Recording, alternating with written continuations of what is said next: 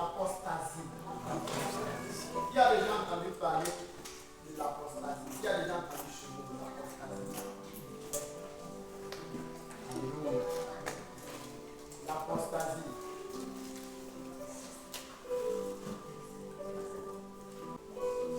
Deux Thessaloniciens chapitre 2. Le verset, à partir du verset 3. Fidèle.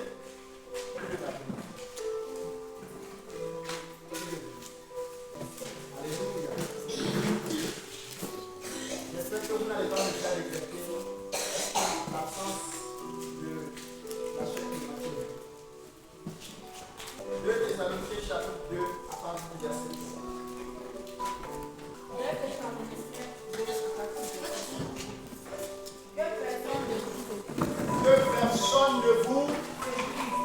Que personne de vous séduise.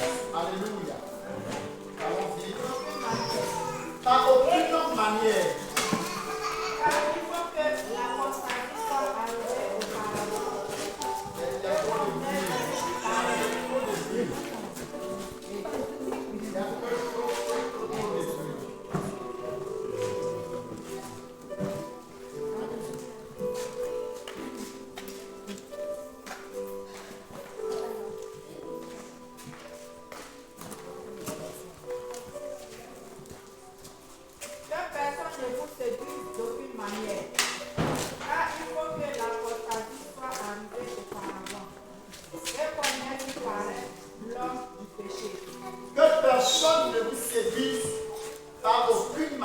Alléluia. Le Seigneur est en train de prévenir ici les chrétiens de Thessalonique. Alléluia. Il a dit, les frères, ne vous laissez pas séduire par aucune manière. Alléluia. Alléluia. Il y a plusieurs manières par lesquelles on peut séduire quelqu'un et l'amener à la perdition. Alléluia. Et c'est pourquoi ici le Seigneur avertit son église, il avertit son peuple que nous sommes. Il dit, ne vous laissez pas séduire par aucune manière. Parce qu'il faut que ce qu'on appelle l'apostasie arrive d'abord avant le retour du Seigneur Jésus-Christ. Alléluia. Il dit, avant que le Seigneur Jésus-Christ ne revienne pour chercher son église, il faut qu'il y ait d'abord ce qu'on appelle l'apostasie. Alléluia. Dis avec moi l'apostasie. L'apostasie. Alléluia. Oui, allons-y. Car il faut que l'apostasie soit arrivée auparavant et qu'on ait vu paraître l'homme du péché. Il faut que l'apostasie arrive d'abord avant le retour de notre Seigneur Jésus et qu'on ait vu l'homme du péché. Dis avec moi l'homme du péché. L'homme du péché. Alléluia. Qu'est-ce que l'apostasie? L'apostasie, c'est quoi? Parce qu'il dit, il faut que l'apostasie arrive d'abord avant que le Seigneur Jésus-Christ ne revienne. Maintenant, qu'est-ce que l'apostasie? Qu'est-ce que l'apostasie? C'est le péché. Oui. C'est le comble du péché. C'est le comble du péché.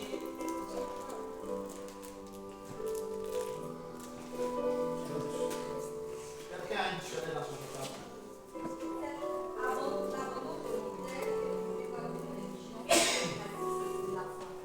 Alléluia. L'apostasie, c'est l'abandon de la foi. Alléluia. L'apostasie, c'est lorsque les gens abandonnent la foi selon Christ et commencer à faire d'autres choses qui n'ont rien à voir avec ce que c'est que la vie chrétienne.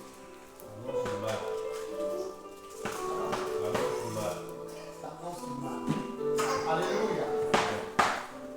L'apostasie, c'est lorsque les gens commencent à abandonner Jésus. C'est lorsque les gens commencent à abandonner Dieu. Mais s'attachent toujours aux choses de Dieu. Alléluia. Alléluia. L'apostasie, c'est lorsque les gens abandonnent Dieu. Ils abandonnent Jésus dans leur cœur. Mais dans leur manière de parler, on a l'impression qu'ils sont toujours chrétiens. Ils sont toujours avec le Seigneur. Mais dans le fond, ils ont oublié. Alléluia. Alléluia. L'apostasie, c'est lorsque tu fais des œuvres de Dieu. C'est lorsque tu fais les choses de Dieu.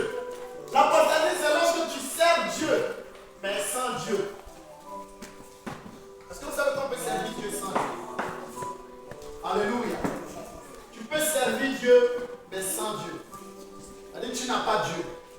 Mais tu sais comment on sert Dieu. Tu sais comment on danse à l'église quand on est sous l'onction. Tu sais comment on va à l'église quand on aime Dieu. Tu commences à imiter les choses de Dieu, mais dans le fond, tu n'as pas Dieu. Alléluia. L'apostasie, le Seigneur prévient, il dit l'apostasie va arriver avant la fin, avant le retour de Jésus. Les gens vont abandonner la foi et les gens vont s'attacher à la religion. Alléluia. Quand quelqu'un n'a pas la crainte de Dieu et qu'il sert Dieu, il est apostat. C'est pas vrai. On dit apostat. Alléluia. Quand tu n'as pas l'amour pour Dieu et que tu n'as pas servi Dieu, c'est de l'apostasie. Quand tu ne crées pas Dieu et que tu prêches Jésus, c'est de l'apostasie. Alléluia. Aujourd'hui, il y a des églises dans lesquelles, quand tu n'as pas le niveau BPC ou bien bac par exemple, tu ne peux pas être pasteur. Vous savez ça? Il y a des églises dans lesquelles, en Côte d'Ivoire ici, si tu n'es pas ivoirien, tu ne peux pas être pasteur dans ces églises. Alléluia. Est-ce que vous savez ça? Vous savez? Et il y a des gens qui se disent qu'ils aiment Dieu. Et comme ils aiment Dieu, ils veulent servir Dieu. Ces personnes-là sont obligées d'aller frauder la nationalité pour pouvoir devenir pasteur. Il y a des églises dans lesquelles aujourd'hui, il y a un certain âge qu'il faut avoir pour pouvoir être pasteur. Alléluia. Et quand ton âge dépasse cet âge-là, tu ne peux pas être pasteur dans cette église-là. Alléluia. Est-ce que vous me suivez? Amen. Est-ce que vous me suivez? Amen. Et il y a des personnes qui disent qu'ils veulent servir Dieu, le Dieu de la Bible, le Dieu, Père de Jésus-Christ. Ces personnes disent qu'ils ont reçu la paix, ils veulent le servir. Et comme ils se rendent compte que leur âge normal, ça dépasse l'âge qu'on demande pour devenir pasteur, ils s'en vont falsifier leur âge pour devenir pasteur, pour devenir serviteur de Jésus, serviteur de Dieu. Alléluia. Comment vous pouvez comprendre que quelqu'un qui dit qu'il s'en va servir un Dieu qui est vrai, un Dieu qui est le péché, un Dieu qui n'aime pas le mensonge? Alléluia. Selon vous, vous pensez que Jésus revient? Jésus revient vers moi. La Bible dit que le Seigneur Jésus va revenir. Cherchez une église sans tache ni ride. Quand on parle des taches, les taches c'est le péché.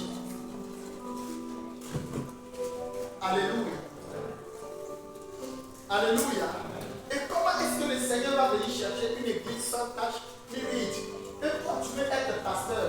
Un pasteur, c'est quelqu'un qui a reçu le mandat, qui a reçu l'onction de Dieu, qui a reçu le son de Dieu pour préparer un peuple à l'enlèvement. Imagine ce genre de personnes-là qui, à la base même, est dans le faux en train de servir Dieu. C'est-à-dire, on te dit non, pour être pasteur, il faut avoir 30 ans. Ou bien il faut avoir 40 ans. Et toi, tu as 42 ans, 45 ans. Tu t'en vas réduire ton âge pour pouvoir passe?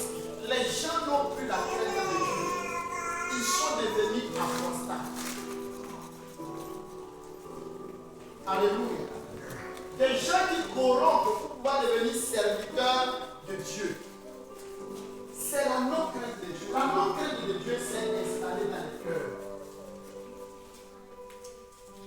Alléluia. La non-crainte de Dieu a gagné de la place dans la vie des gens qui se disent enfants de Dieu. Mais ils continuent toujours d'avoir des comportements d'enfants de Dieu. Mais dans le fond, ils réunissent ce qu'on appelle enfants de Dieu. Alléluia. Et le Seigneur Jésus dit clairement qu'avant lui son retour, ce n'est pas sûr qu'il va trouver des gens qui ont la foi sur la terre. Gloire à Jésus. Quelqu'un comprend Luc chapitre 18, verset 8. Ne ferme pas le passage que je t'ai amené. On n'a pas fait. Oui, continue.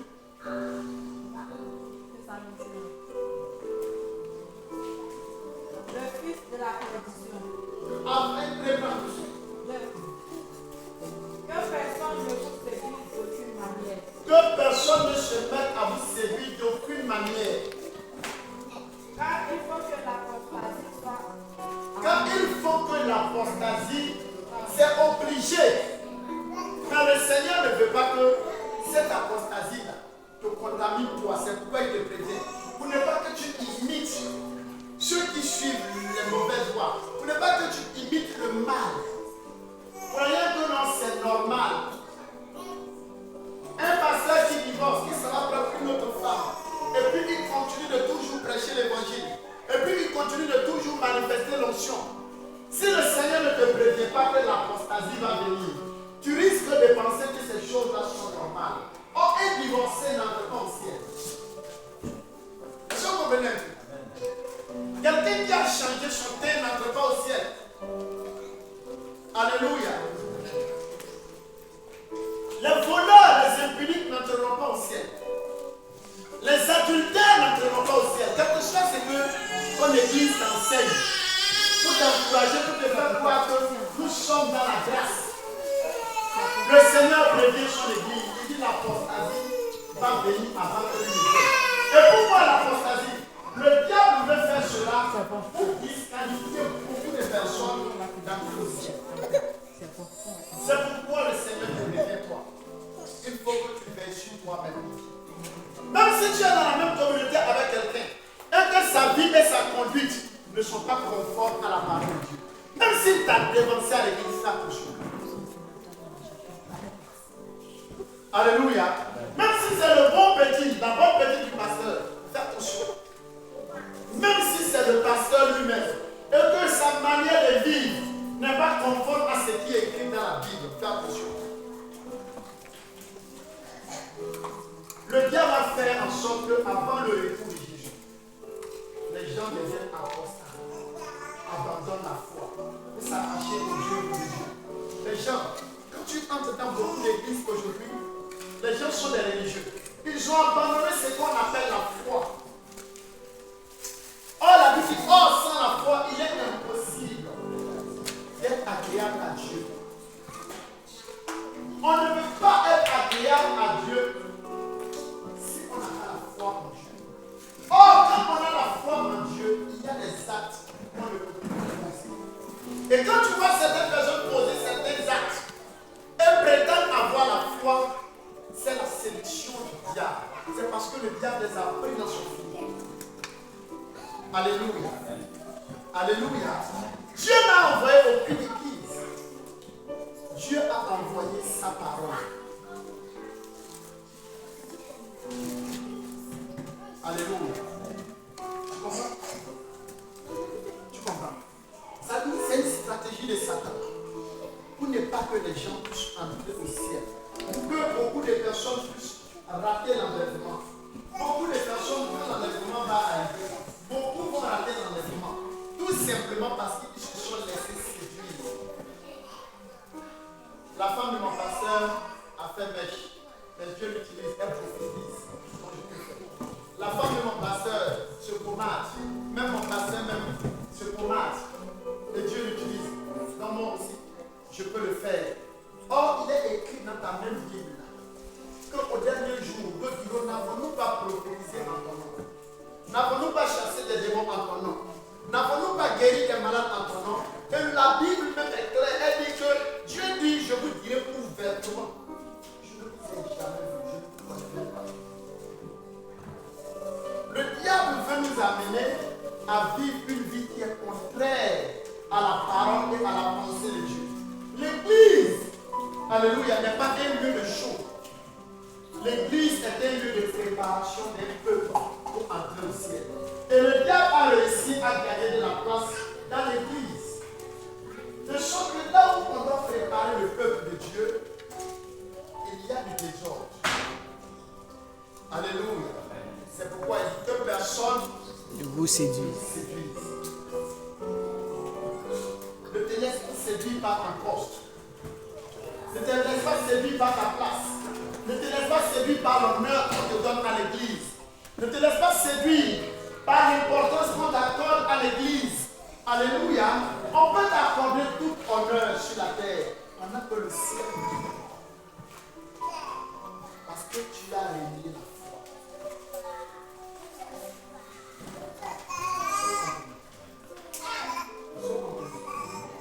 Est-ce que vous comprenez?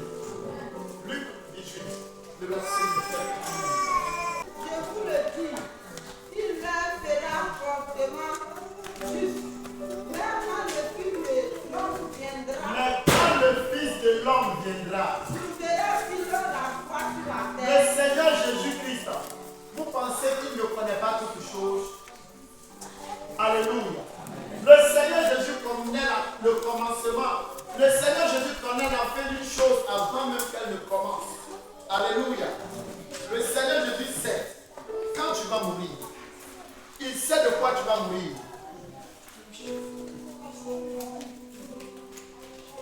Il sait où tu vas mourir.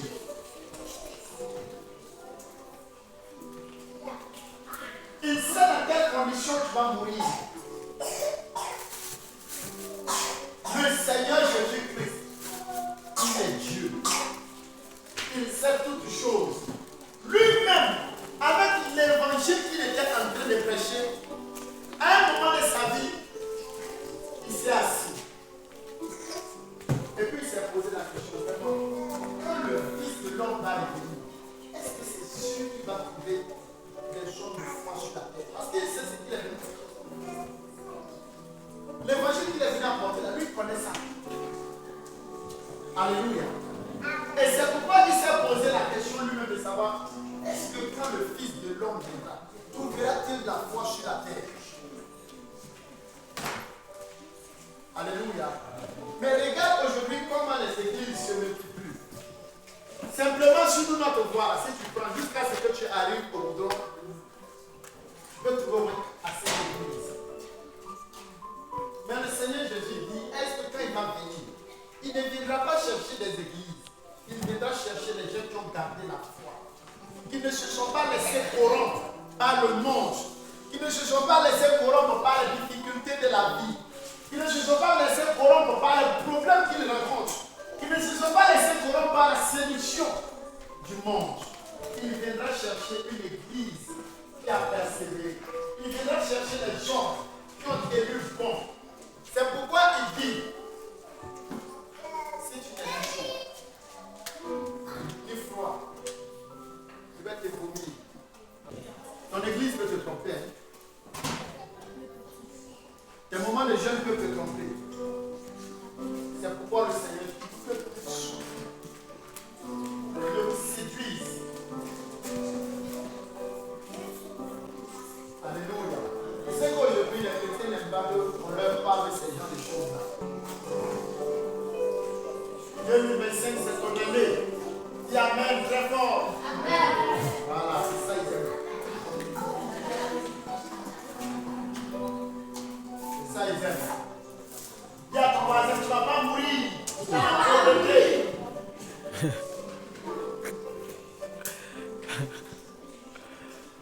Alléluia. Alléluia. Il y a des pauvres au ciel. Il y a des riches en enfer. Il ne faut pas te laisser séduire. Il dit dans les derniers temps, les gens abandonner la foi, vont abandonner la enseignements des démons. Alléluia. Toute église qui n'est pas en train de préparer le peuple à revenir à l'essentiel, alléluia, c'est les enseignements des démons. C'est les enseignements des démons.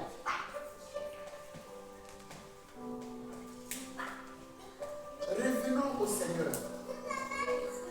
Nous sommes dans la période de l'apostasie. Il y a mon voisin, l'apostasie. Nous sommes sous la vie de Dieu en toi. Le diable, tout ce qu'il ne veut pas, c'est que les gens vivent pour Dieu. Alléluia. Si tu vois le diable s'en prendre à une église, c'est peut-être que cette communauté-là aide les gens à commencer à manifester la vie de Dieu. Le diable n'a pas de problème avec l'église, le diable a problème avec la parole de Dieu. Est-ce que tu comprends? Est-ce que tu comprends? Si c'est l'église là, le diable peut financer des constructions d'église. Hein? Il peut vous donner l'argent, vous allez payer comme. Vous allez payer ciment. Vous voyez, c'est quoi là? C'est qui finance les constructions des églises. Parce qu'ils savent que ce qui est prêché là-bas ne dérange pas.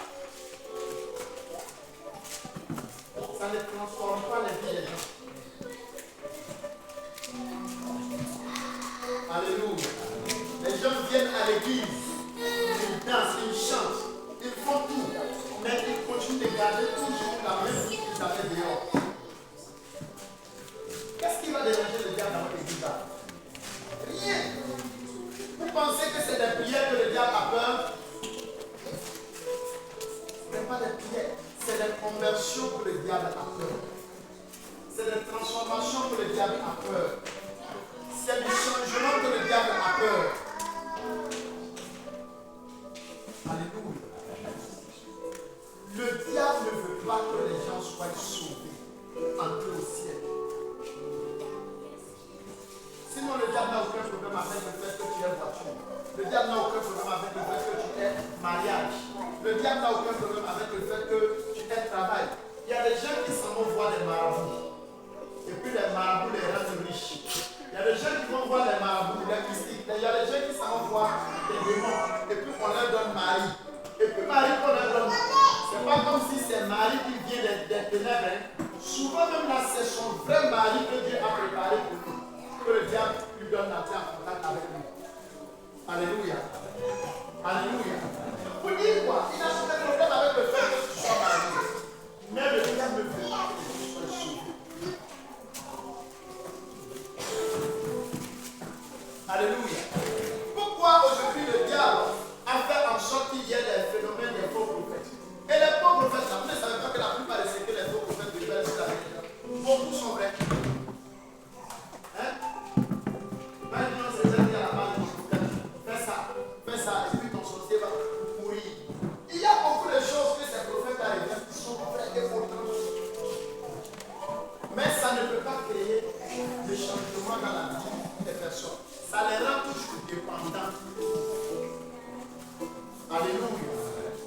Or, Dieu veut que les gens soient sauvés.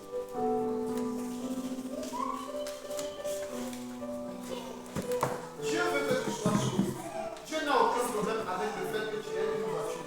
Dieu n'a aucun problème avec le fait que tu aies une maison.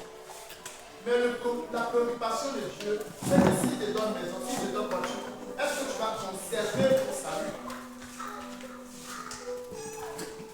Alléluia. Alléluia. Est-ce que si Dieu te donne beaucoup d'argent, est-ce que tu vas conserver ton salut? Mais le diable peut te donner beaucoup d'argent, beaucoup de femmes. Il va veiller à ce que tu rates le ciel. L'apostasie, c'est les enseignements qui sont faux. Et nous sommes dans la saison où il y a beaucoup d'enseignements qui circulent, qui sont faux. Alléluia. Et ces enseignements-là font le culte de l'homme. Tu seras élevé, tu seras prospère, tu seras béni. Dieu va te changer, Dieu va te faire comme ça.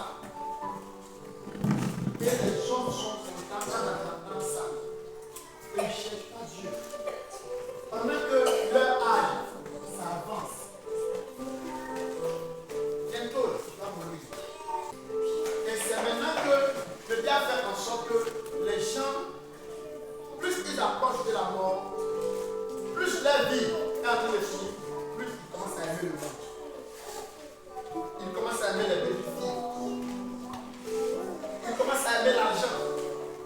Il commence à aimer la fausseté. Parce que le diable fait en sorte que plus la mort approche, plus les charges deviennent beaucoup.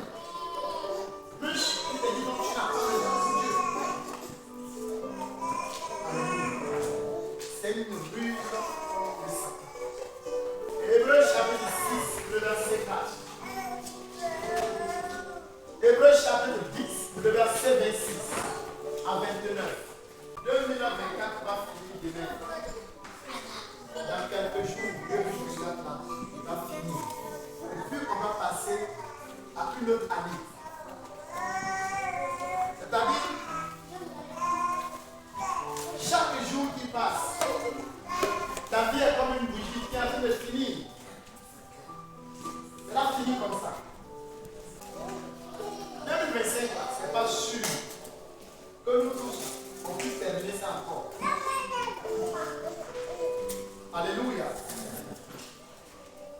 C'est pas sûr que nous tous, on puisse terminer 2025. Les enfants meurent. Je ne pense pas que quand on dit non, c'est pas tous. C'est pas sûr que nous tous, on termine. Tu dis non, je sais que tel papa ou tel maman, c'est pas partout. Il y a des tombes des enfants au cimetière là-bas. Et la Bible dit que même les enfants passent du sang. Alléluia. L'Apocalypse. Alléluia. Apocalypse chapitre 20. Le verset 12. Apocalypse chapitre 20. 11 et 12. Puis j'ai vu un grand trône blanc et celui qui était assis dessus. La terre et le ciel s'enfuirent devant sa face. Et il ne fut plus trouvé de la place pour eux. Et j'ai vu les morts, les grands Et je vis les morts, les grands et les petits. les grands Et les petits. et les petits. Ils se tenaient devant le trône de Les grands et les petits qui se tenaient devant le trône aussi. Grands, petits, le jugement de Dieu, ça nous concerne tous. Je vois des gens qui pensent que l'affaire de Dieu, là, c'est pour les grandes personnes. Quand on parle de Dieu, il dit non, laisse-le, c'est encore un enfant. C'est lui que tu dis c'est un enfant. À partir du moment où il sait faire ce qui est bien, il sait ce qui est bien et ce qui est mauvais, il va passer un jugement aussi. Les grands et les petits. Alléluia. Ils se tenaient devant le Ils trône. se tenaient devant le trône. Des livres furent ouverts. Les livres furent ouverts pour nous aussi.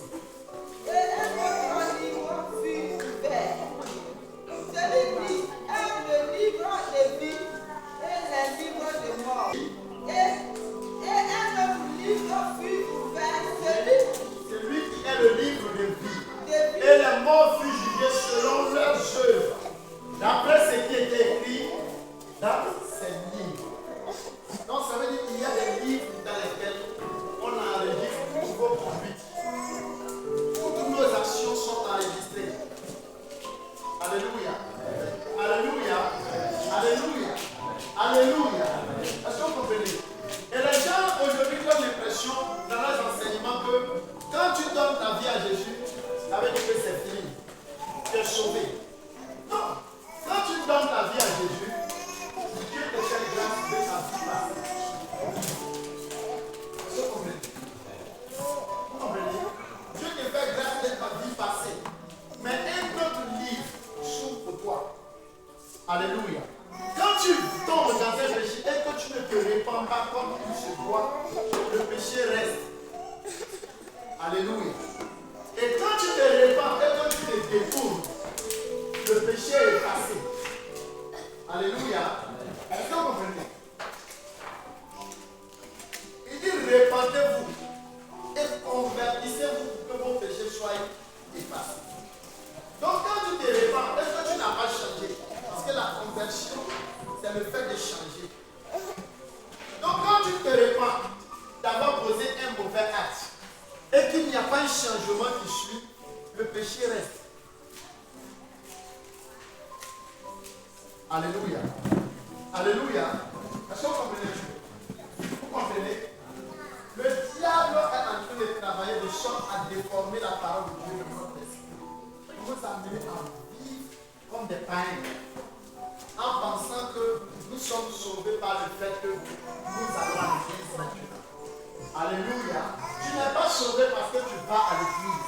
Tu es sauvé parce que tu t'es converti et tu as gardé la foi. Alléluia. Tu t'es converti et tu as gardé la foi. Si tu te convertis et tu ne gardes pas la foi, tu n'es pas en Christ. Hébreux 10, 26. Quelqu'un peut prendre Hébreux 6, 4. Tu as trouvé quoi? À 29. Si nous péchons volontairement, Car. Répète, car. Si nous péchons volontairement, après avoir reçu la connaissance, après qu'on t'ait dit la vérité, on t'a donné la parole de Dieu, tu as été enseigné, après que tu sois converti, tu es devenu chrétien maintenant. Tu sais ce qui est bon, tu sais ce qui est mauvais. Alléluia. La parole de Dieu dit maintenant, tout péché que tu commets volontairement, exprès, c'est pas pardon. Comment le diable est en train de nous la dire? Est-ce que vous comprenez un peu? Est-ce que vous comprenez? Amen. Le diable est en train de nous encourager à vivre dans le péché en nous faisant penser à l'amour de Dieu. Or, la parole de Dieu est tellement claire que si après avoir eu la connaissance de la parole de Dieu, la connaissance de la vérité sur Dieu, qu'est-ce qu'il veut dire? Il veut nous dire que si on se convertit, quand on se convertit, il y a des choses que Dieu ne tolère plus avec nous. Il est en train de dire ici que quand on est venu en Christ et puis on est converti, il y a une certaine vie qu'on ne doit même plus s'amuser à essayer. Parce que si on essaye, allons-y. car si nous péchons volontairement, après avoir reçu la connaissance de la vérité, il ne reste plus de sacrifice pour le péché. Pour le péché. Il dit si nous avons maintenant la connaissance. À quel moment on a la connaissance? C'est à partir du moment où on est venu à Jésus-Christ. On a la connaissance de la parole de Dieu. Si maintenant on décide d'aller pratiquer, vivre volontairement dans le péché, le Seigneur dit que l'erreur que tu es en train de faire, ça va te coûter la vie, ça va te coûter très cher. Ce péché-là, alléluia. Mais l'esprit d'apostasie, c'est pourquoi il appelle là-bas dans le passage qu'on avait lu, il dit l'homme du péché. Pourquoi l'homme du péché? C'est-à-dire quelqu'un viendra pour t'encourager dans le péché que Dieu veut t'enlever. Le problème de Dieu avec nous, c'est de nous sortir de la voie du péché pour nous faire vivre dans la sainteté. Alléluia.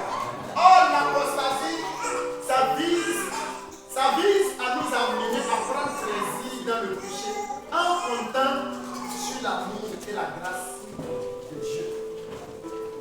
Dieu est amour. Nous sommes au temps de la grâce. Or, le passage qu'elle est en train de lire là, ce n'est pas dans l'Ancien Testament. Ça parle de ceux à qui Dieu a fait grâce. Après avoir eu la connaissance de la vérité, il y a des gens, depuis qu'ils sont venus à Christ, c'est maintenant qu'ils sont devenus punis. Parce qu'ils ont trouvé que dans le péché, dans l'église où ils se sont engagés, les gens ne mettent pas l'accent sur le péché.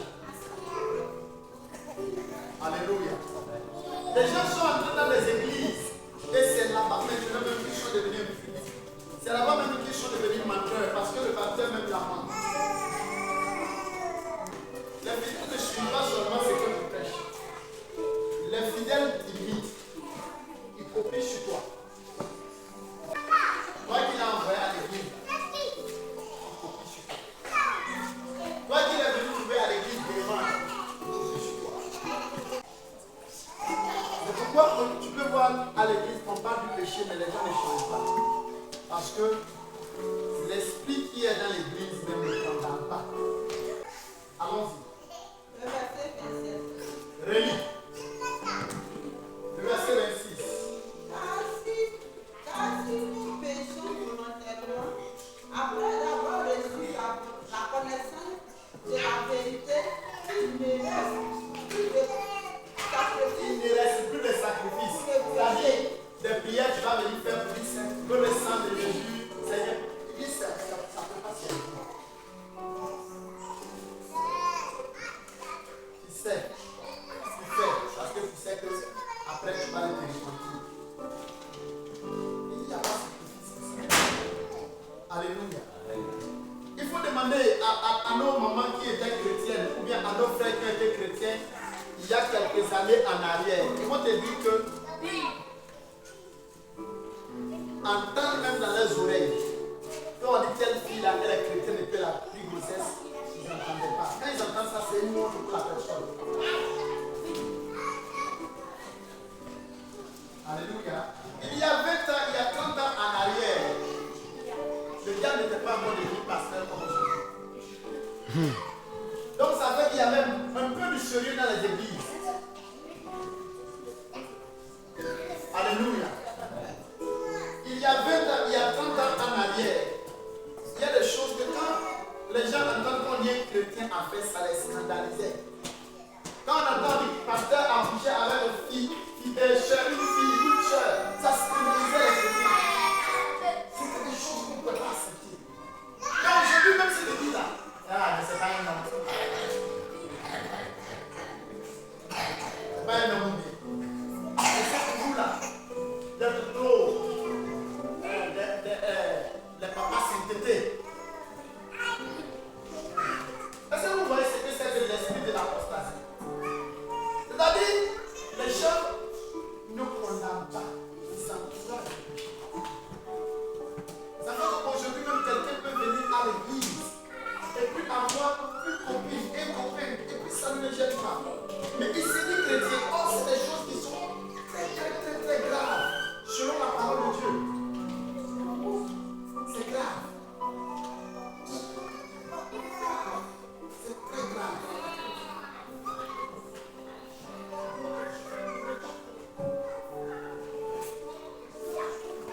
Alléluia. David, elle dit une fille d'une église est venue la voir pour payer des habits. Et non, c'est la femme d'un pasteur. La femme d'un pasteur qui est venue la voir pour payer. Mais ma fille en Christ, elle doit l'appeler. Elle va venir payer aussi pour moi. Parce qu'elle sait que sa fille en Christ, c'est la vacances. Et sa fille en Christ, là vient, elle dit, tu vas appeler ton gars. La femme du pasteur qui dit à son fidèle, tu vas appeler ton copain là. Il va venir payer pour lui. Ça ne vous choque pas. C'est que les filles. Et c'est ça l'apostasie. Et son copain la vient. Et tu peux même l'appeler que tu as trouvé que c'est un homme marié. Mais le pasteur, sa femme sait que elle est. Comme ça, je comprends. L'apostasie. Et quand tu prêches à ces gens-là, ils disent qu'on est chrétien. Nous, on va déjà à l'église. On chante dans nos églises. Tu vas venir lui dire quoi? Mais tu n'es pas chrétien. Tu es dans une église et tu n'es pas chrétien. Si aujourd'hui la mort arrive, tu seras étonné de voir que tu vas te retrouver au même endroit que ceux que tu dépassais pour venir à l'église. Alléluia. Alléluia. Alléluia. 1 Corinthiens 6, 19. Ne faites pas. Lis. Tu as fini? Termine. Quelqu'un prend 1 Corinthiens 6. Mais quoi? Relis un peu plus haut. Car si nous péchons volontairement,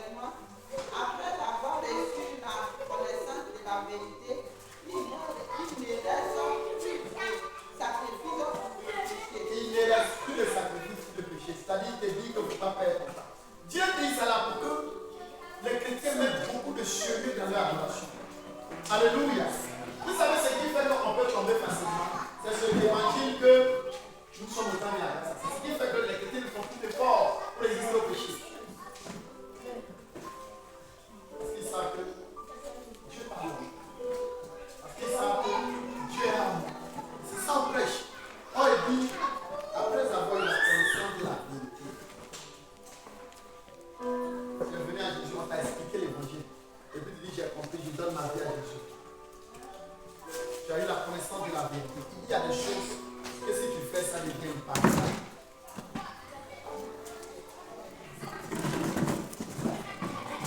Vas-y, maman Léo. On était quitté chez le pasteur Pascal. Assurance de ma voiture est périmée. Je ne sais pas aller renouveler, je n'ai pas renouvelé. Quand ils m'ont pris, je dis, ah, je suis pasteur. Le gars dit, alléluia. Comme tu es pasteur là, je ne sais pas pasteur, tu vas payer. Parce que tu es censé être dans la vérité, dans la justice. Quand je suis quitté là-bas, je suis allé faire mon assurance. Mais s'il m'avait laissé dire non, ah, homme de Dieu, sois béni, je n'allais pas faire. Voilà. Je lui ai demandé pardon. Il dit non, non, non, non, non, non, non. Le fait qu'on dit que tu es pasteur, c'est toi qui dois aller enseigner aux autres à se mettre en règle. Et c'est toi qui n'es pas en règle. Pasteur, ne te laisse pas. Vois-tu là? Là, on voyait ça. Le chef qui était là, il dit non, ancien pasteur. Il dit, et puis quoi? Il y a un. Je me disais ça après quoi. Il y a un qui m'a. Il dit, ok, quand tu vas arriver à là-bas, que tu es pasteur. Alléluia. Bon, j'étais fâché. Mais le fait qu'il ait été dur avec moi, je suis allé faire.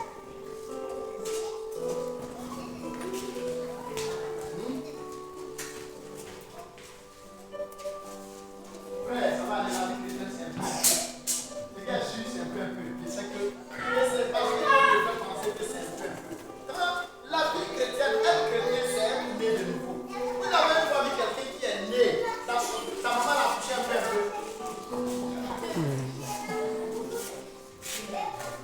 Hein? On n'est pas si tu es là, tu n'es un peu, c'est que tu es sorti. C'est ça la personne. Les gens ont totalement abandonné la foi. Les gens ne cherchent plus la vérité de Dieu. Les gens cherchent des églises pour se caser. Il y a des problèmes. L'homme de Dieu, il va prier pour moi. Il y a des problèmes. L'homme de Dieu, il a les moyens, il va pouvoir me défendre, il va pouvoir me défendre. Et c'est toujours l'église là que les gens cherchent. Telle personne est dans cette église. Si moi-même je suis dans la même église là, demain si j'ai des problèmes, les gens cherchent pas. Mais une attente terrible. Une attente terrible. C'est la guerre qui Dévorera les rebelles. les rebelles. Celui qui a violé la foi. C'est bon. Alléluia. Oui, maman.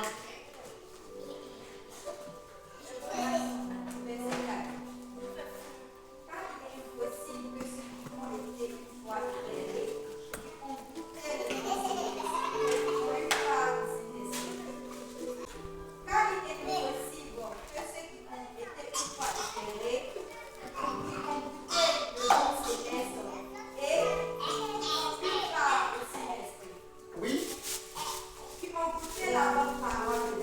Car il est impossible que ceux qui aiment goûter les dons du Saint-Esprit, tu as lui dit que tu sois tombé. Tu as le même péché, tu as les mêmes péchés dans lesquels Dieu t'a enlevé. Et si tu retombes dedans encore, c'est impossible qu'on puisse te l'enlever. Parce que tomber sur toi.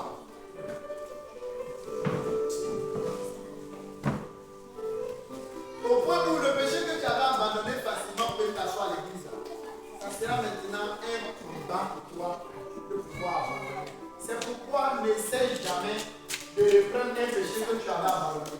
Si tu essaies ça une fois, tu ne pourras jamais t'en débarrasser encore.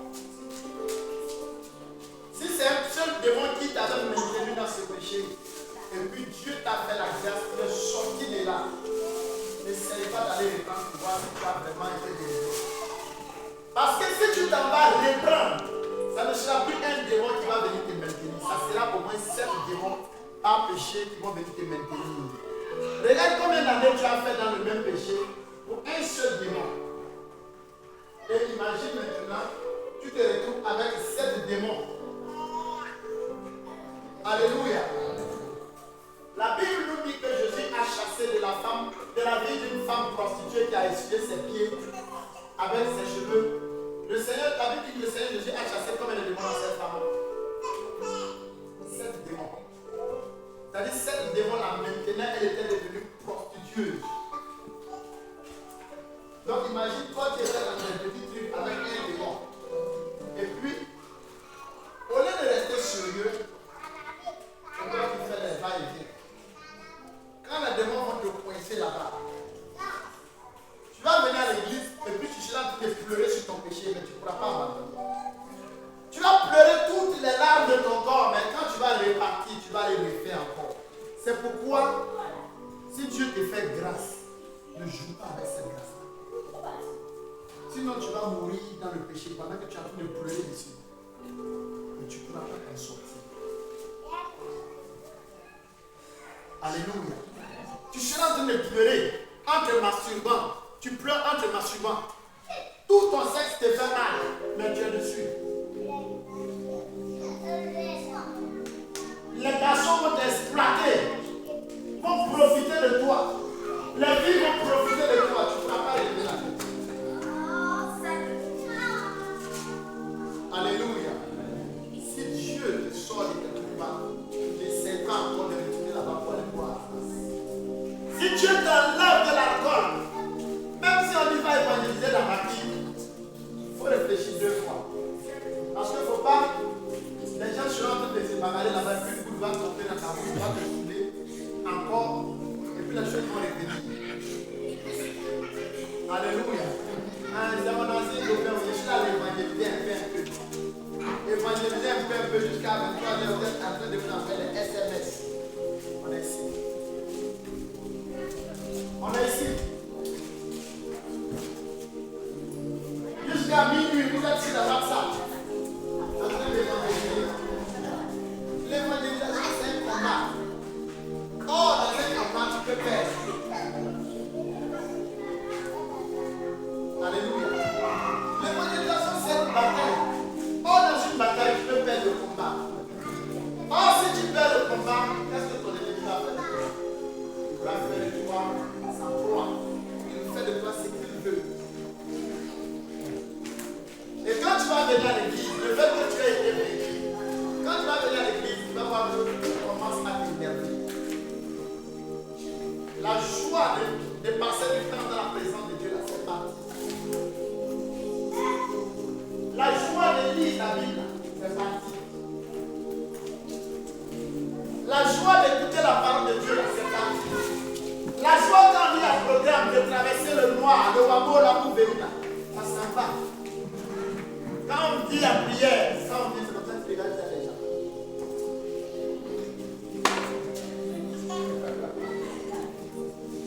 Toi qui aimais t'asseoir devant, tu vas voir que tu t'assois à la 2e rangée. Après à la 3e rangée. Après tu t'assois sur la brique là.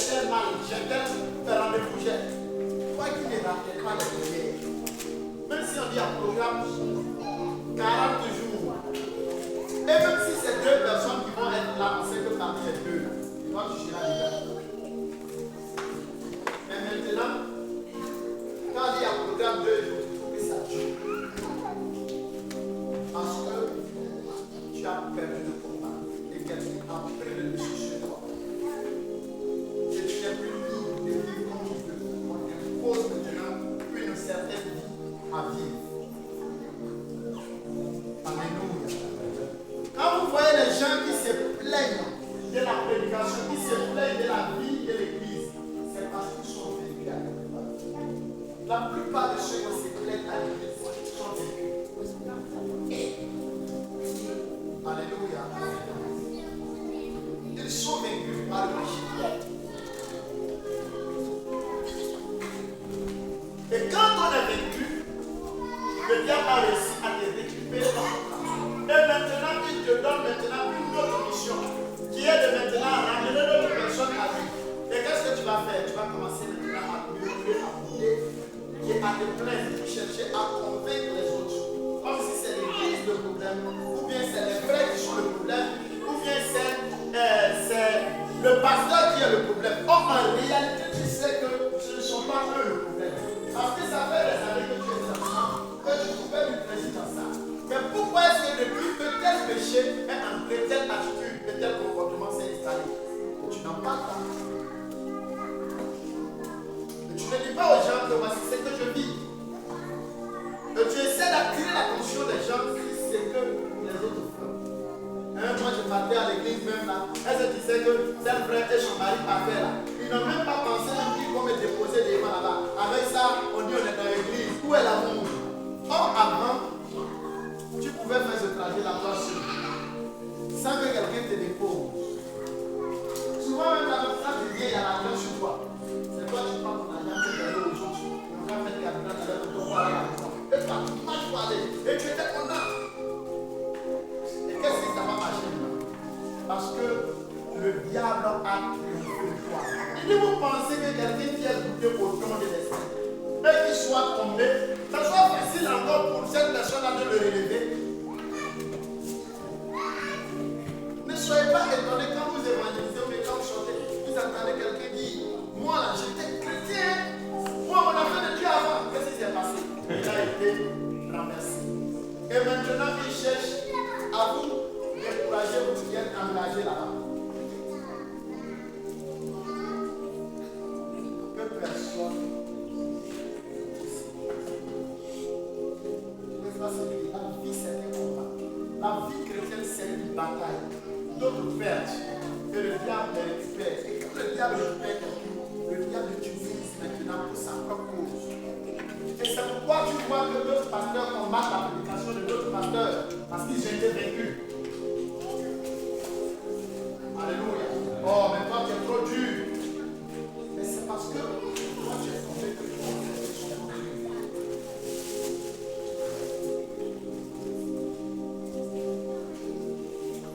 Alléluia. 1 Corinthiens 5, à partir du verset 9. 1 Corinthiens 6. 5. 1 Corinthiens 6, 19. 1 Corinthiens 5, à partir du verset, comme je l'ai dit, 9. 9, lis. C'est le titre pour nous lire rapidement. 1 Corinthiens chapitre 5, le verset 9. Je vous ai écrit dans ma lettre de ne pas avoir de relation avec les impudiques. Non pas d'une manière absolue, avec les impudiques de ce monde, ou avec les cupides et les ravisseurs, ou avec les idolâtres. Autrement, il vous faudrait sortir du monde. Il dit, alléluia, si toi tu prêches ça dans ton église aujourd'hui, il y a des frères qui vont se lever pour prendre le pasteur et se prendre pour qui. Il va dire qu'il y a plus c'est que qui. Il dit ici que je vous dis de ne pas avoir de relation avec les impudiques de ce monde. C'est-à-dire, s'il y a des gens qui vivent dans l'impudicité, moi, n'importe quoi, je vous dis, ne marchez pas avec eux. N'ayez même pas de relation avec eux. Amitié même avec eux, ça ne marche pas. Il dit, mais ça, c'est rien. Le plus pire. Il dit quoi encore? Il dit avec les cupides et les ravisseurs, ou avec les idolâtres. Oui. Autrement, il vous faudrait sortir du monde. Autrement, ce serait comme si je vous disais de sortir du monde. Non, avec les gens du monde, c'est un peu compliqué. Mais ce que je vais venir vous dire maintenant, ça c'est grave. Allons-y. Maintenant, ce que je vous ai écrit, c'est de ne pas avoir des relations avec quelqu'un qui se nomme frère, impudique ou cupide. Il dit, mais ce que je vous dis maintenant, c'est que en tant que chrétien, en tant qu'enfant de Dieu, n'ayez même pas d'amitié, n'ayez même pas de relation avec un frère de l'église qui vit dans l'impudicité. Un pasteur aujourd'hui nous met un frère sollicité. Tu vas voir qu'il a quitté le pasteur non plus là-bas. Ou bien, il ne faut pas l'écouter, il est trop compliqué.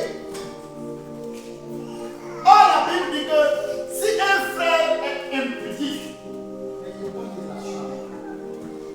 Marchez pas avec lui. Ne le saluez même pas. Il dit si un frère est cupide, il aime l'argent. Si à cause de l'argent, à cause de son travail, il peut ne pas venir à l'église. Ne le traitez pas comme un frère de l'église, traitez-le comme un païen. Ce n'est pas un frère.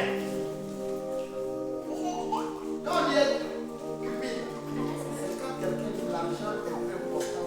C'est tout. Quand on dit ne va pas payer sa dîme.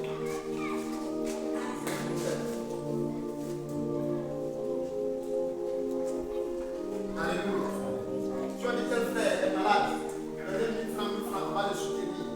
C'est un problème. Comme on a dit, il faut souffrir. Quand on travaille la nuit, il est où?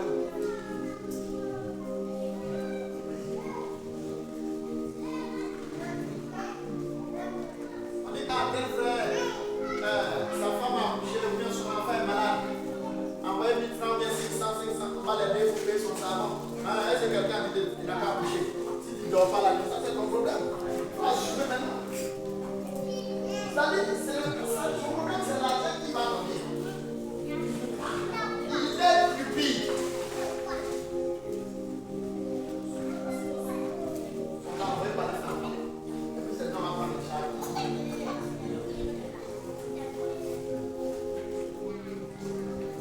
Alléluia.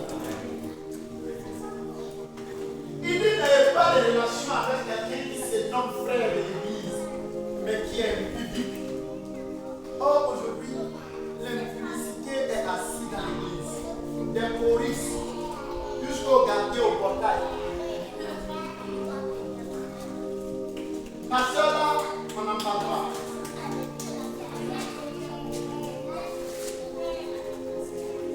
Quand tu parles, tu juges. Mais si l'église ne juge pas, qui va juger? Si l'église ne juge pas, qui va juger? Il y a un frère qui a eu à commettre l'adultère, l'impudicité à l'église. On l'a mis sous discipline. On n'a même pas levé la discipline. Il y a un pasteur qui a commencé à lui brûler des choses dans la tête. Que moi je suis compliqué. Il faut laisser le pasteur faire la vie. On va faire l'œuvre de Dieu ensemble. Il est parti. Je suis allé faire l'œuvre de Dieu ensemble. L'œuvre de Dieu là, ce sont ces balades que les poissons. Parce que c'est qu'il a fait ici et puis on l'a mis sur les films et puis tu as refusé. Quand il allait faire ça avec ta propre femme.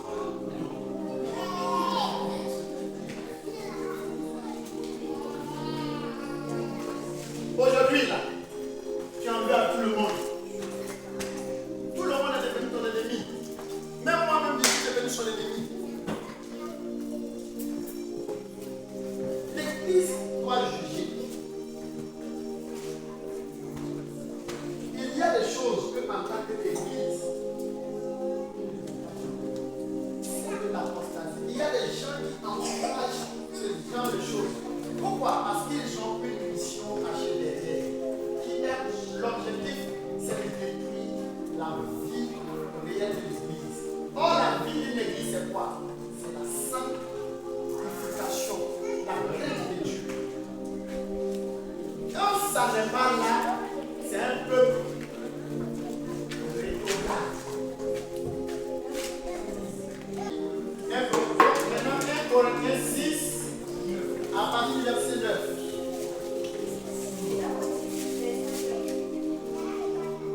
Ne savez-vous pas que les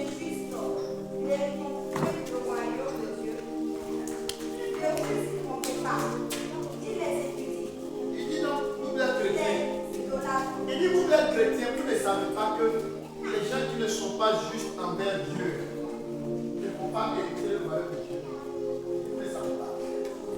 Donc ça, c'est une sélection bien. Les injustes n'auront pas de part dans le royaume de Dieu. Et il ajoute maintenant quelque chose de grave. Il dit que vous dites, trompez pas, ni les impudiques. Alléluia. Ni les idolâtres. Ni les adultères. Ni les efféminés. C'est-à-dire, les garçons qui se font comme femmes. Quand les efféminés, c'est pas ou bien.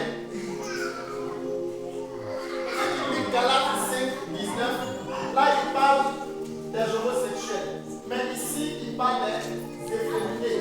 Efféminés, là, c'est différent de coupis. Est-ce que vous comprenez? Efféminés, c'est des garçons qui se lavent, qui se pincent les oreilles, qui se pommadent. C'est un efféminé.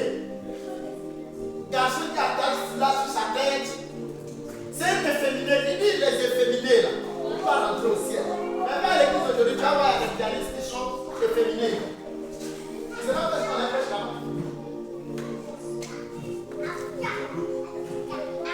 Ne juge pas. Si l'église ne juge pas, on va entrer ici. Hein? Les efféminés. Il faut aller prendre, tu vas voir, tu vas prendre un dictionnaire, tu vas lire.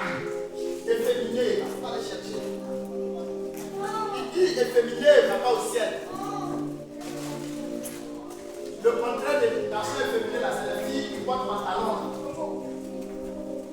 Femmes qui portent pantalon, femmes qui se coiffent, on dirait garçon.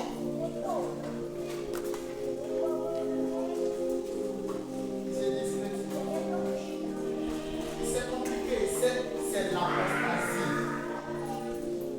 Une femme ne peut pas se mettre en pantalon.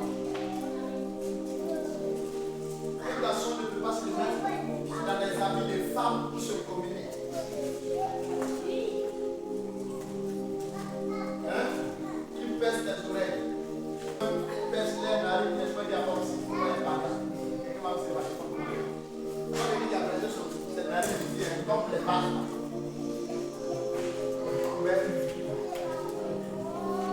À l'église. Allez, tu vas les trouver à l'église. D'autres même là, c'est eux qui sont à la chair. D'autres même là, c'est elles qui chantent. Il y a des garçons à l'église qui ont des oreilles dans les oreilles. C'est des féminines. Alléluia. La Bible interdit à une femme de porter des choses qui appartiennent aux hommes. La Bible interdit aux hommes d'aller emporter des choses qui appartiennent aux femmes. Il dit que c'est une abomination.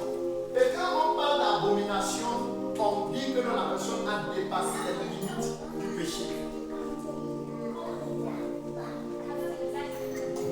Est-ce que vous comprenez?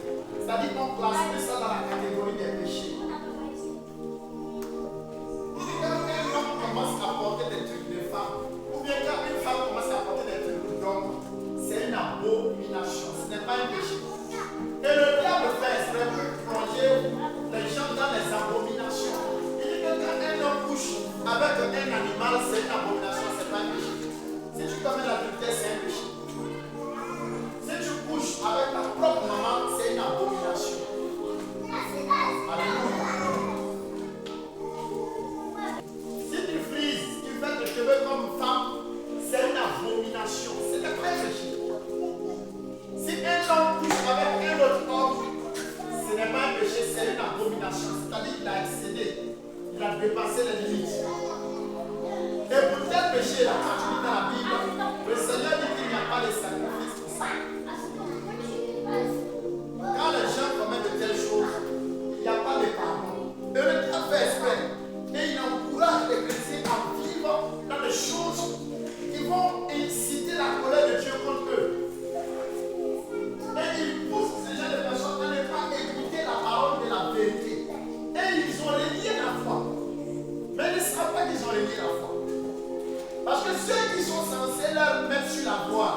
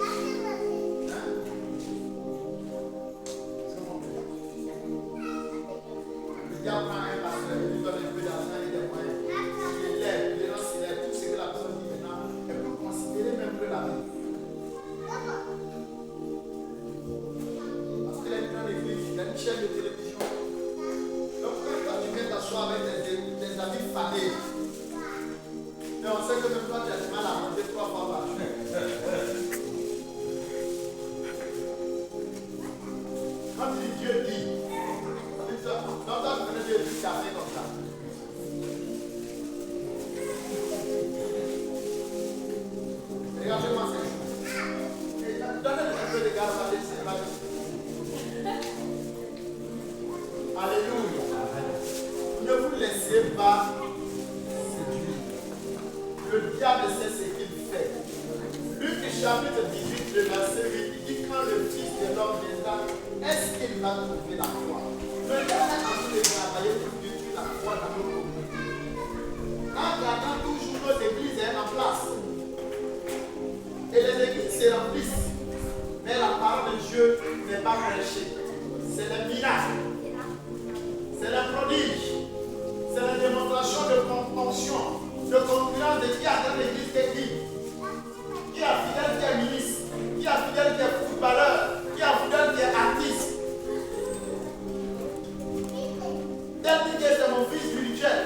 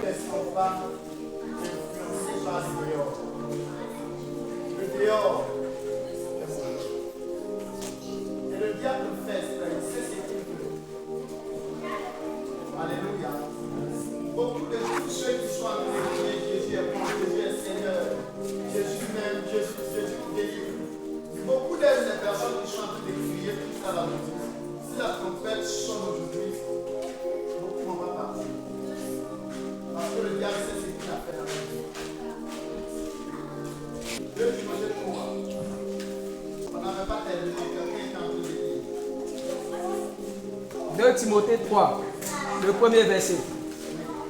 Sache que dans les derniers jours, il y aura des temps difficiles. Il y aura quoi? Il dit, sache que dans les derniers jours, il faut demander à ta grand-mère si elle a encore en vie. Il faut demander à ton grand-père s'il a encore en vie. Si tes parents ne sont pas en vie, ton grand-père, ta grand-mère n'est pas en vie. Demande à quelqu'un qui a plus de 60 ans que tu connais. Il va te dire que nous sommes dans les derniers jours. Il va te dire que le monde tire à sa fin. Et nous sommes la dernière vague avant la fin du monde.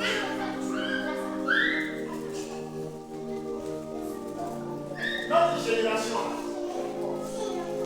la dernière vague, c'est le dernier convoi qui passe comme ça. Si tu ne profites pas pour entrer dedans, tu penses qu'il y a un autre convoi qui vient derrière, ça sera compliqué pour toi.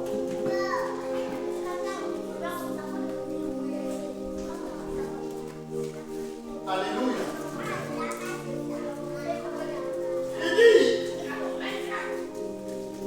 sache que dans les derniers jours, il y a les derniers jours. Oui. Sache que dans les derniers jours, il y aura des temps difficiles, car les hommes seront égoïstes. Les derniers jours, il y aura des temps difficiles. Des temps très difficiles. Alléluia. Même pour avoir travail, tu finis tes études pour avoir travail, c'est difficile. Ancien, avant que ça parte à l'école. Parce qu'on au notre temps, on joue pas avoir beaucoup d'affaires. Comment ça se passe quand ils sont des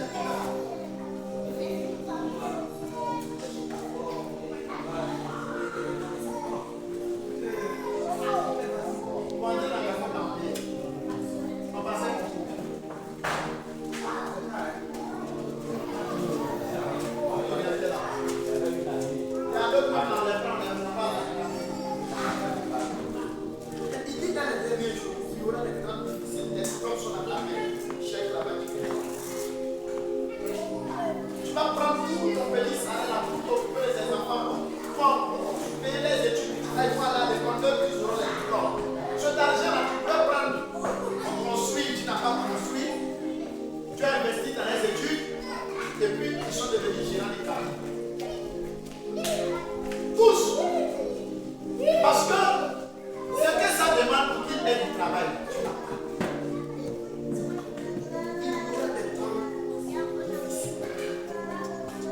Et il dit quoi? Les gens seront quoi? Égoïstes. Avant, ton papa, ton propre frère, ton cousin avait son terrain qui pouvait aller construire, d'aller vivre. Avant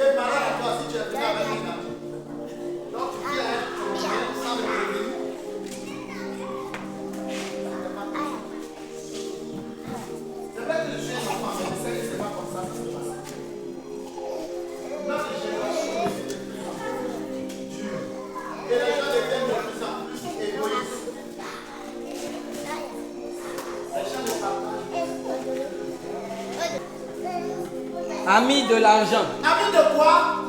Argent. Ton propre grand frère, ton propre frère peut te dire non, j'ai un circuit de concours. On dit c'est 200 000, or c'est 50 000. Lui-même a 150 000 dessus.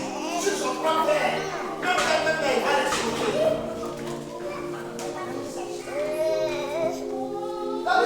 La famille n'existe plus. Tout le monde est ami à l'unité. Ton propre frère travaille à l'hôpital, même là, tu peux aller dire, médicaments, on dit à ton frère, mais c'est qui est là? Ah, vraiment, il faut donner quelque chose pour pas les donner. C'est là ma frère. Tout ce qui l'intéresse, le j'entends. Les gens sont devenus amis. Amis de l'argent. Ton malade va à l'église aujourd'hui, il faut dire qu'on va prier pour toi. On regarde ton visage là, si ta famille derrière là, c'est pas solide là, on fait des prières bizarres. Mais si ton derrière est soudé, on met toute l'église et les intercesseurs en jeûne pour toi. Toi, tu ne dois pas mourir. Parce que si lui là est guéri, le pasteur aura une bonne enveloppe. Mais si tu as snaré derrière toi, même pour t'imposer les mains en confiance, on parle en plastique. Oh, si c'est l'enfant ou bien le neveu de temps, même si on dit la sida dans sa sueur, c'est pas grave. Dieu est amour. Ami de l'argent. On donne les places même à l'église de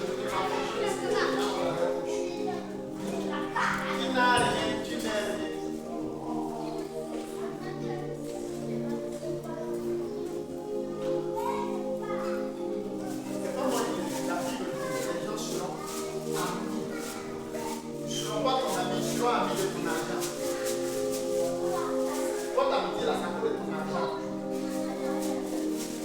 De ton argent, c'est ça il te dit. C'est parce que tu travailles dans tel ou bien tu es le frère de tel qui est ton ami. Le jour où tu perds ta place, quand tu l'appelles, il te l'appelle. Or, avant, quand tu le vis, même si la voiture est bien compliquée avec toi, quand tu perds ton travail, même si tu es dans le but, alors, tu ne vois pas que je suis dans le but, il te l'appelle dans ce pas. Ça vous dérange les gens. Or, avant où tu avais ça, quand tu l'appelles, il dit à tous ses camarades, allez, taisez-vous.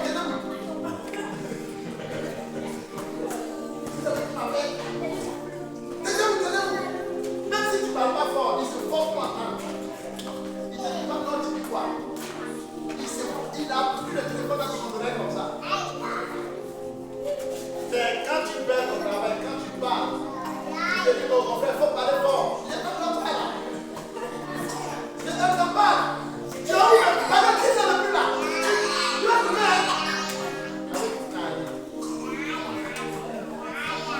Il est ami de ton argent. Ici, c'est comme ça que les derniers jouer. C'est que Dieu a dit. C'est ça qu'il a dit. C'est les signes qui doivent vous permettre de savoir que vous êtes dans l'affaire. Et puis dans la fin des temps, les gens seront apostats. Ils vont abandonner la foi. Mais si tu connais pas ce que c'est que l'apostat, au moins, il t'a expliqué un peu. Et il a donné des signes qui te permettent de savoir que c'est de quel temps il parle. Il parle du temps où les gens seront égoïstes. Les gens seront amis de l'argent. Oui? Amis de l'argent, fanfaron. Fanfaron! Regarde aujourd'hui. Sur les réseaux sociaux, qu'est-ce que les gens font? Partout dans les chaînes de télévision, qu'est-ce que les gens font? Les gens font la promotion de l'orgueil, de l'arrogance.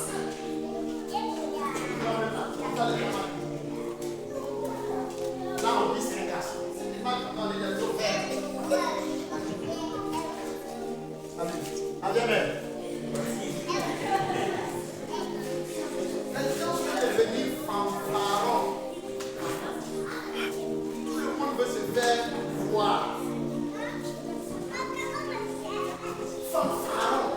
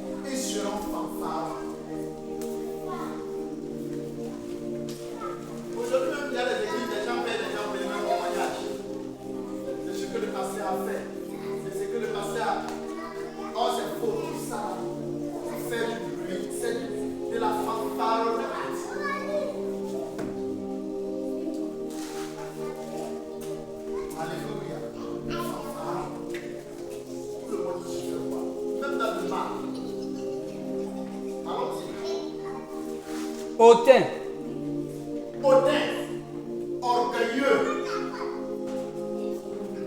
Quand tu vois la jeunesse aujourd'hui même parler, tu sens combien de fois les gens sont hautains. Moi.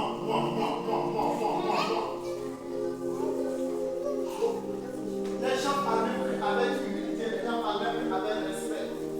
Les gens sont devenus hautains. Les gens s'insultent. Les gens insultent les gens même qui sont plus âgés que eux. Tu dis non, là, les gars, là, tu as parlé comme ça. Tu sais qu'il y a là des promesses là.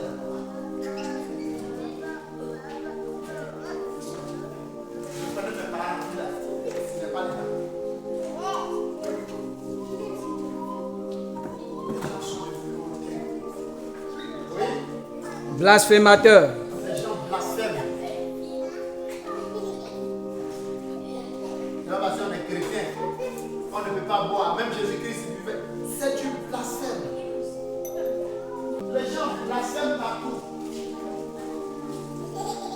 Et ça va les rattraper quand ils seront couchés dans la tombe. Et puis ils vont commencer à réviser la vidéo des paroles qu'ils ont dit sur le Seigneur. C'est là maintenant qu'ils vont commencer à trouver des larmes dans leur tombe. Pendant qu'on est en train de mettre ça sur eux, et il est en train de pleurer. Parce que le cœur des Christ a dit des choses très graves. Et c'est quand ils sont malades qu'ils commencent maintenant à chercher la cause de leur maladie. Tu te fais entrer la Vierge Marie. Des paroles de blasphème. Les gens ne craignent pour Dieu, ni les choses de Dieu. Oui? rebelles à leurs parents. Ils seront rebelles à leurs parents. Est-ce que ça, il y a des choses qui viennent de parler de ça? Hein?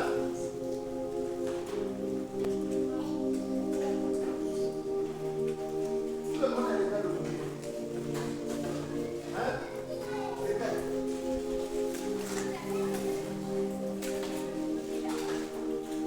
Avant qu'on va te frapper. Tu t'es arrêté là-bas, en train de pleurer. Quelqu'un passe et dit, tu pleures pourquoi? Tu dis non, j'ai parlé mal à mon papa, c'est frère, ma femme. Lui aussi, ta femme, il te frappe. Mais aujourd'hui, là, il faut faire ça maintenant. Le vieux là, c'est pratique. Le roi de l'homme. Si ton enfant mange comme manger, il ne peut pas aller à l'école. Capable de pleurer aussi, tu peux punir. S'il ne veut pas aller à l'école, tu le frappes. Ingrat, Les gens seront ingrat, ingrat.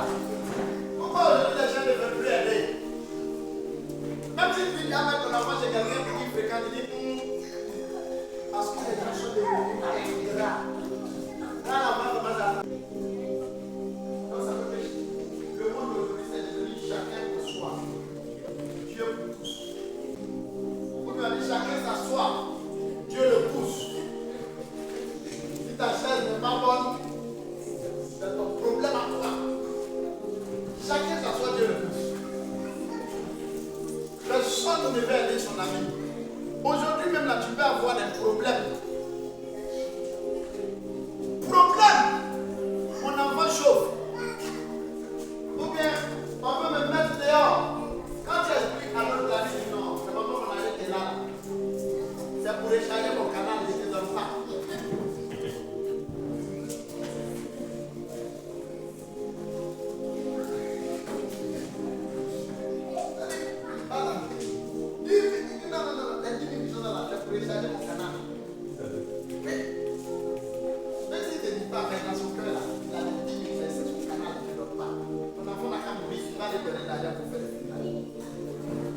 Il va venir tôt, il y a tiens, 5 000, c'est pour les funérailles.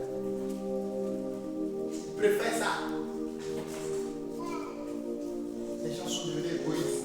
Les gens sont devenus ingrats. Personne ne veut aider. Parce que s'il est depuis réussi là, il ne va pas m'aider aussi. Et les gens souffrent dans leur coin. Irréligieux, Irréligieux.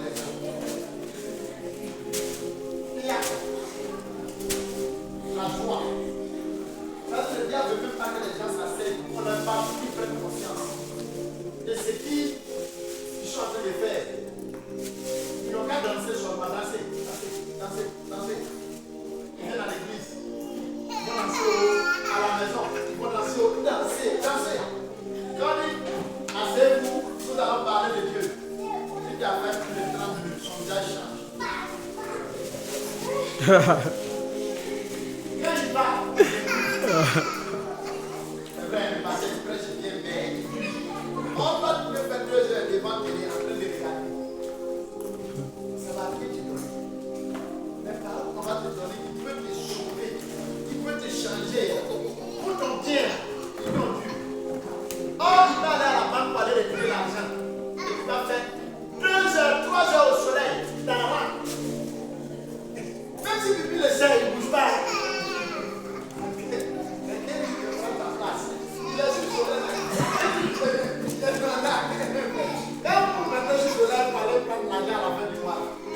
C'est pourquoi, si tu n'as pas d'argent, ils vont prendre quelqu'un va prendre ton argent dans ta société. Va à la banque là-bas, tu fais du petit marché.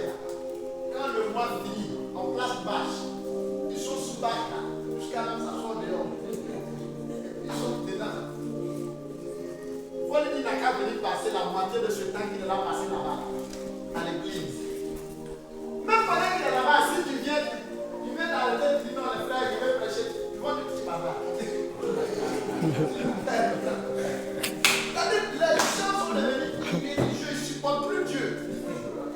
Il faut devenir ton sort. On n'est pas à l'église ici. Tu rentres dans le car. Tu mets un film d'évangélisation dans le car. Les frères vont dire on n'est pas à l'église ici. Mais il faut mettre un film. On fait ya. Après, c'est eux qui la mandent d'abord pour voir l'église parce que mon enfant il est violent. Priez pour lui.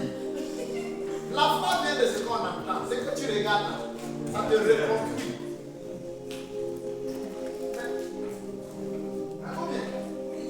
Ils sont devant la télé. Ils vont prendre, à la fin du mois, ils vont prendre 10 000 pour recharger le canal pour que les enfants regardent par là. Mais après ça va regarder les palabres, il va laisser où? Quand il arrive à l'école, il cherche quelqu'un pour essayer. Ils ont cassé son bras. Ils ont cassé son œil. Non, on va le voir le pasteur de la vie. Oh, les 10 000 même là. Parce qu'il y a aussi dedans. Si tu donnes le jour, il vient à l'église et puis il fait offrande 2 000. En allant à la maison, il va réfléchir, il va. Je sais que mon argent, c'est ça le pasteur a pu couper sur cette table. Mais c'est lui que tu allais donner un canal là, tu lui as demandé ce qu'il a fait. Hein? Dis-lui que tu allais donner un canal là. Tu sais ce que la femme qui gère le canal, tu sais ce qu'elle a fait. C'est pour te faire regarder par là. Or, le pasteur, lui, il est en train de prêcher quelque chose qui va façonner ta vie. La connaissance, ça coûte cher. Quelqu'un qui prend son temps pour t'enseigner, ça dépasse quelqu'un qui prend son temps pour te donner des images. Alléluia. Il faut aller au CHR. Tu vas voir les voitures des infirmiers, des médecins, des sages-femmes qui sont garées là-bas. Des grosses voitures. C'est pas un problème. Laisse aller les combien. Viens à l'église. Si on trouve le pasteur à garé voiture, c'est parce qu'il est passé en maman. C'est le voleur là. Tous les pasteurs sont des voleurs.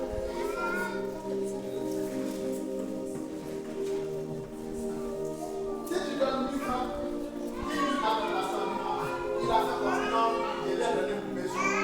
Oh, c'est vous là. Le pasteur là, vous en foutez. Il vous en foutez. D'accord? Du courage. Les gens sont devenus égoïstes, fanfarons, irréligieux. Tout ce qui est de Dieu là, ça les énerve. Ça les énerve. Si de suite là, on va laisser la parole de c'est qu'on commence à raconter les histoires. Tu vas voir l'autre commencer à dire son père est parti. Mais il faut raconter au moins 16 histoires. Mais si on n'a pas parlé de Dieu, c'est Dieu qui vient qui ont un génie. Oui, alors. Insensibles, déloyaux. Déloyaux. La vie des gens ne sont pas loyaux.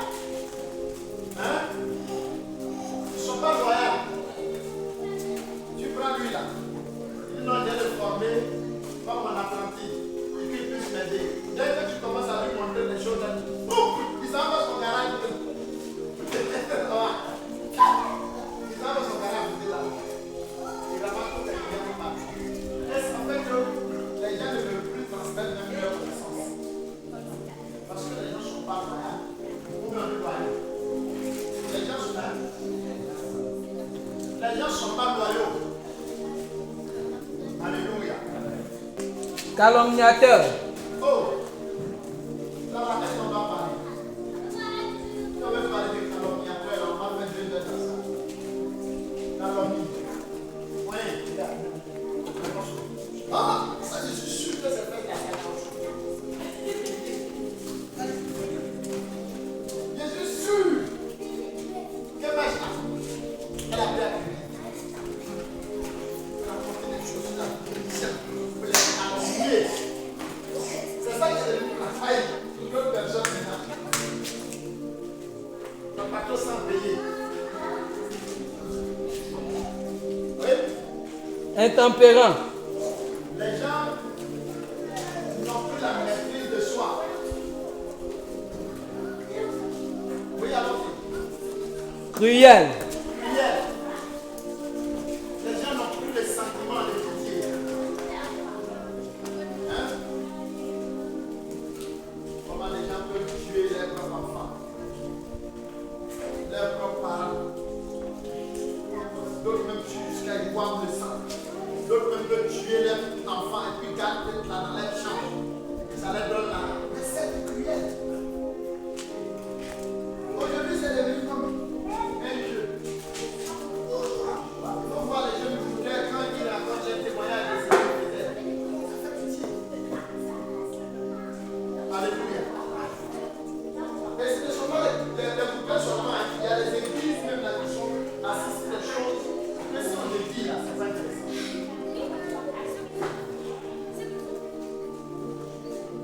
Les gens sont cruels. Tout simplement pour avoir la gloire. Oui. Ennemi des gens de bien. Quand tu veux être bien et tu haïs pour ça, quand tu veux te dire que je suis. Hein? Comme mon ami. Donc quand tu es le bon petit, même apôtre Paul n'a pas fait ça. Ennemi des gens de bien. Quand tu veux être bien, les gens ne te supportent pas. Ils ne savent pas pourquoi, mais c'est comme ils ne t'aiment pas. Soit même si tu ne t'aimes pas même là. Pourquoi tu n'aimes pas son affaire? Il ne sait pas. Mais il n'aime pas quelqu'un qui est sérieux. Quand tu veux être sérieux, c'est comme si tu veux te montrer.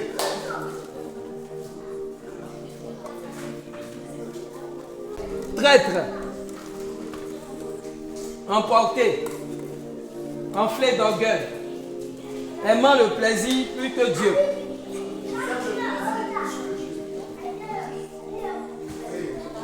Ayant l'apparence de la piété. Mais régnant ce qui en fait la force. Ils sont l'apparence de la piété. Ils font comme s'ils sont pieux. Tu les vois dans leur boubou. Tu les vois dans leur soutane. Tu les vois avec leur foulard. Tu as dit, oh, comment tu as connu elle aime Dieu. Tu as dit dans la maison, quand elle enlève le foulard des diaconnes, elle a envie de manger. Regardez partout. Hein? Tu les vois avec leur grosse robe blanche.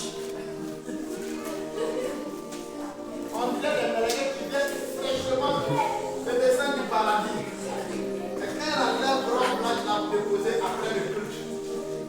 C'est quand le diable est descendu sur la terre, c'est chez elle, elle avait le risque. Ils ont l'apparence de la piété, mais ils ne sont pas pieux. Comment le voir pour les carottes?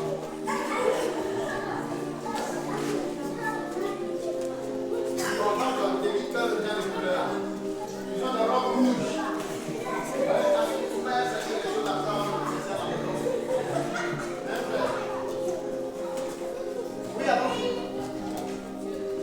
Ayant l'apparence de la piété, mais régnant ce qui en fait la force.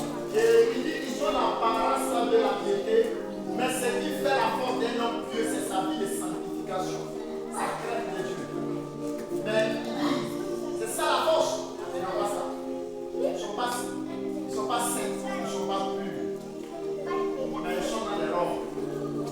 Ils sont dans les robes blancs. Ils parlent comme des gens sages et sérieux. Or, dans le fond, ils ne sont pas sérieux.